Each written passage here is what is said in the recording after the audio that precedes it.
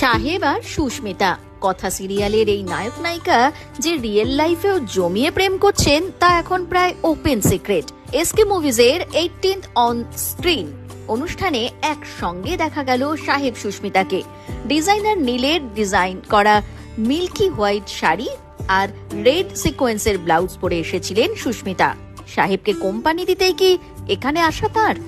জিজ্ঞেস করতেই এক গাল মিষ্টি হাসি, অর্থাৎ সম্মতি। পুরো বিষয়টার জন্য আমি ভীষণ এক্সাইটেড, সেজন্য তো চলে এসেছি।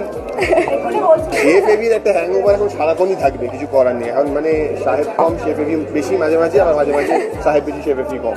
তো আর এই কম্বিনেশনে চলতেই যাচ্ছে, কিছু করার নেই। ভীষণ ভালো লাগছে, ভীষণ এক্সাইটেড। ভালোই লাগছে, গৌদেবীর মতনই লাগছে। ঠিক আছে, না গৌদেবীর মতন আজকে সুস্মিতার মতনই লাগছে।